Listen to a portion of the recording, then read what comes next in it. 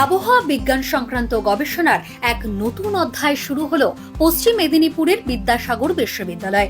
রবিবার দুপুরে প্রতিষ্ঠানের পুরনো প্রশাসনিক ভবনের ছাদ থেকে ওড়ানো হলো জিপিএস পরিচালিত আবহাওয়া বিষয়ক যন্ত্র রেডিওসন্ড লাগানো হিলিয়াম ভর্তি বেলুন।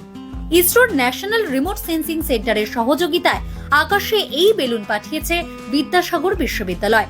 এই প্রজেক্টের সাফল্যে উচ্ছ্বসিত অধ্যাপক জ্যোতিশঙ্কর বন্দ্যোপাধ্যায়। যে বেলুনটা ছাড়া হলো, এটা বেসিক্যালি বাতাসের যে বিভিন্ন প্যারামিটার গুলো আছে সেইগুলোকে পরিমাপ করতে করতে যাবে বায়ুমণ্ডলে। এটা 40 কিলোমিটার পর্যন্ত উঠতে পারে এবং এটা হিলিয়াম দিয়ে পাঠানো হয়েছে। তার সঙ্গে একটা সেন্সর লাগানো আছে অনেকগুলো, যেটা বাতাসের তাপমাত্রা, চাপ, আর্দ্রতা, গতিবেগ এবং দিক সমস্তগুলো নির্ণয় করতে করতে যাবে। এবং এটা ভূসমালয় কক্ষে আমাদের যে উপগ্রহটা আছে তাতে যে তথ্যগুলো আমরা পাঠাই, সেই পাঠানো তথ্যকে এটা ভ্যালিডেট করবে।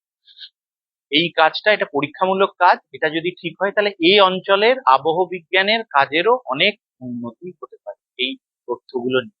এটা বিদ্যাসাগর বিশ্ববিদ্যালয়, ন্যাশনাল রিমোট সেন্সিং সেন্টার এবং department of space, government of ইন্ডিয়ার একটা যৌথ। রবিবার প্রশাসনিক ভবনের ছাদ থেকে বায়ুমণ্ডলের 27.831 কিলোমিটার উচ্চতা পর্যন্ত ওঠে এই বেলুন। বিকেল 3:53:03 পর্যন্ত বায়ুমণ্ডলের পরীক্ষামূলক গবেষণার সব তথ্য মিলেছে এই বেলুন থেকে। এরপর এটি ধীরে ধীরে নিচে নামতে শুরু করে।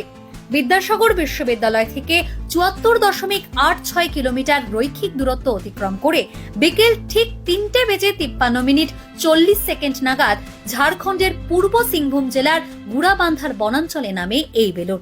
ভবিষ্যতে এইটা দিয়ে আমরা অনেক ওয়েদার প্যারামিটার গুলো ঠিকভাবে করতে পারবো, আরো রিফাইনমেন্ট হবে আমাদের যে আমরা প্রেডিকশন করি বা তাৎক্ষণিক যে, এটা তো তাৎক্ষণিক নয়, এটা একদিন করে ছাড়বো, মাসে একবার করে ধরুন ছাড়ান আমাদের পরিকল্পনা আছে।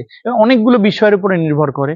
তো এটা এখন তো রিয়েল টাইম নয়, এটা আজকে পেলাম তারপরে আবার ধরুন 1 মাস বাদে পাবো, কিন্তু আজকে স্যাটেলাইটে যে তথ্যটা দিচ্ছে সেটাকে কিন্তু এ ভ্যালিডেট করছে, ওটার সত্যতা কিন্তু যাচাই করবে এটা ঠিক কিনা স্যাটেলাইট করে।